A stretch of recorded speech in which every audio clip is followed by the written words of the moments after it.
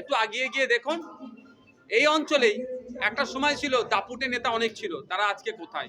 পাঠানো যে আমাদের দেশের প্রধানমন্ত্রীর এক ফোনে রাশিয়া ইউক্রেন যুদ্ধ বন্ধ হয়ে যায়, তাহলে ইউনিস সরকারের কাছে গেলে তাহলে বন্ধ হয় না? বুঝে যাবেন।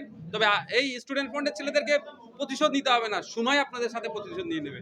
যদি আজকে তিলোত্তমার পরিবারকে বিচার না পাই দিতে পারি, তাহলে আগামী দিনে সমাজের জন্য কথা বলার লোকের অভাব হয়ে যাবে, এক নম্বর। দ্বিতীয় কথা হচ্ছে আর কেউ ভয়ে কথা বলবে না। রাত থেকে যে হলে দাঁড়িয়ে আছেন, হলে বারংবার হুমকি বা হল ভেঙে দেওয়ার হুমকি, তারপরেও এই স্টুডেন্ট ফান্ডের আপনাদের যে আইএসএফের ছাত্র সংগঠনটা যে মনোযোগ দিয়ে কাজটা কমপ্লিট করেছে, কি বলবেন না কি দাবি জানাবেন?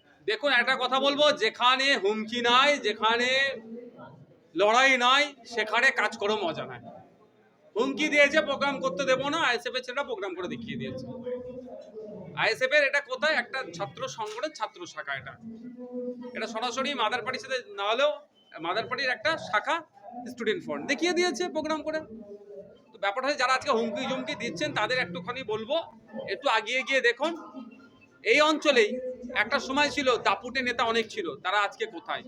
এই বারাসাত 2 নম্বর ব্লক এই দিকটায় দেখুন, একটা সময় পাশে বারাসাত 2 নম্বর ব্লকে চলে যাবেন, যে একটা সময় তাবর তাবর নেতা ছিল, বাঘে ছাগলকে এক ঘাটে পানি খাওয়াতো, তারা আজকে পিকচারে নাই।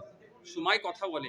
আজকে যারা ক্ষমতার দম্ভ দেখিয়ে এই ধরনের এই বাচ্চা ছাত্ররা সমাজ বদলানোর স্বপ্ন নিয়ে একটা প্রোগ্রাম করতে আসছে, তাদেরকে ডিস্টার্ব করার জন্য এই হুমকি দিয়ে ভয় দেখানোর চেষ্টা করেছিল, তাদের বলবো সময় আপনাদেরকে ছাড়বে না, সময় আপনাদেরকে ক্ষমা করবে না। আপনারা আপনাদেরটা সময়ের সাথে সাথে বুঝে যাবেন। তবে এই স্টুডেন্ট ফ্রন্টের ছেলেদেরকে প্রতিশোধ নিতে হবে না, সময় আপনাদের সাথে প্রতিশোধ নিয়ে নেবে।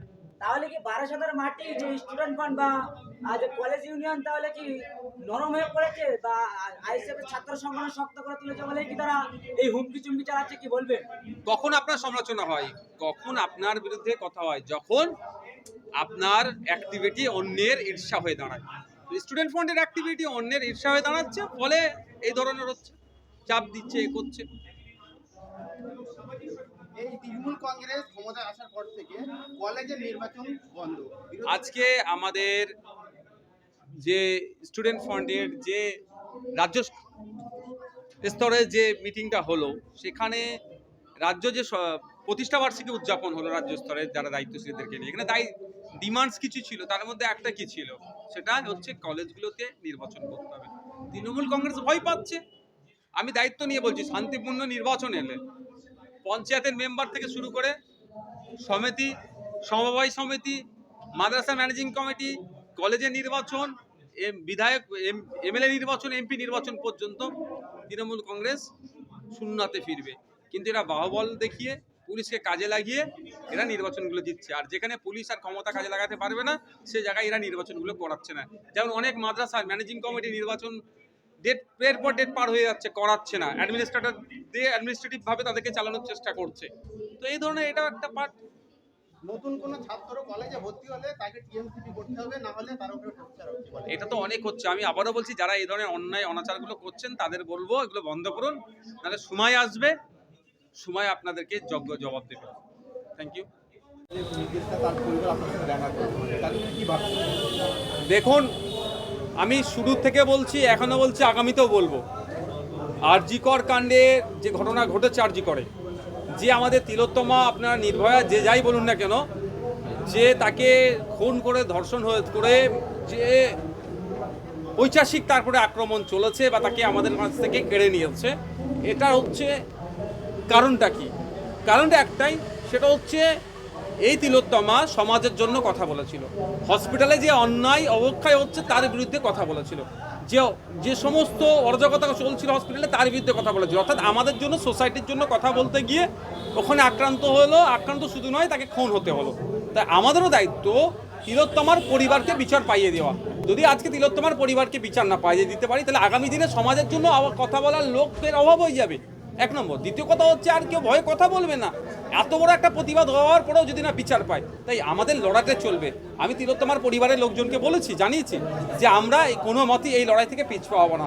আমরা চাই ন্যায়, এবং এই ন্যায়টা শুধু তিলোত্তমার পরিবারের জন্য নয়, আমাদের জন্যই ন্যায়টা খুবই জরুরি। ইসকন কাণ্ডে বাংলাদেশ উত্তাল, এখানকার শুভেন্দু উস্কানিমূলক সংখ্যালঘুদেরকে উস্কে দিচ্ছে, পাশাপাশি পথেও নেমেছে। ব্যাপারটা হচ্ছে, দেখুন, শুভেন্দু বাবুরা, মমতা ব্যানার্জিরা, তারা রাজনীতি, তাদের রাজনৈতিক ক্ষমতার লোভে তারা এই ধরনের কথা বলছে। বাংলাদেশে যে ঘটনা ঘটেছে, ওখানকার সংখ্যালঘু সমাজের উপরে যে দমনপীড়ন হচ্ছে বলে যে খবর আমরা পাচ্ছি, আমরা সত্যিই উদ্বিগ্ন, আমরা চিন্তিত। এই মর্মে আমরা বাংলাদেশ হাইকমিশনের এখানে যে কলকাতায় যারা আছেন তাদের মাধ্যমে ইন্টেরিয়াম সরকারের কাছে বার্তা পাঠাচ্ছি যে এটা অবিলম্বে বন্ধ করতে হবে। কিন্তু দুর্ভাগ্যের বিষয়, শুভেন্দু অধিকারী বাবুদের কাজ কি ছিল? দেশের প্রধানমন্ত্রীকে দিয়ে একটা কড়া বার্তা বাংলাদেশের সরকারের কাছে, ইন্টেরিয়াম সরকারের কাছে পাঠানো, যে আমাদের দেশের প্রধানমন্ত্রীর এক ফোনে রাশিয়া ইউক্রেন যুদ্ধ বন্ধ হয়ে যায়, তাহলে ইউনিস সরকারের কাছে গেলে তাহলে বন্ধ হয় না। সেটা না করে এটা ঘোলা জলে মাছ ধরতে নামছে, ভোট ব্যাংককে সুরক্ষিত করতে নামছে। আমি একটা কথা বলবো, শুধু বাংলাদেশ নয়, কদিন আগে দেখুন না উত্তরপ্রদেশে একটা মসজিদের সার্ভের নামে কিভাবে ওখানে গুলি করে মারা হলো, সেখানেও তো সংখ্যালঘু আক্রান্ত হয়েছিল। উত্তরাখণ্ডের সংখ্যালঘুদের ধর্মীয় প্রতিষ্ঠানের কল ফর প্রেয়ারের জন্য ওখানে নাকি প্রশাসনের অনুমতি লাগবে। এটা ভাবতে পেরেছেন কোন জায়গায় আজান দিতে গেলে প্রশাসনের অনুমতি লাগবে? আজকে শুধু উত্তরপ্রদেশ, বাংলাদেশ, মণিপুর দেখুন, সেটা নয়, সারা পৃথিবীতে দেখবেন কিভাবে সংখ্যালঘুরা অত্যাচারিত হচ্ছে সংখ্যাগুরুদের দ্বারা। যেখানে কালো চামড়ার মানুষ কম, আমেরিকায় সাদা চামড়া তাদের উপরে আক্রমণ করছে। যেখানে ধর্মগত, জাতিগত, বর্ণগত, সাংস্কৃতিগত, ভাষাগত যারাই সংখ্যালঘু তাদের উপরে এই দমনপীড়ন চলছে। এটাকে বন্ধ হওয়া দরকার।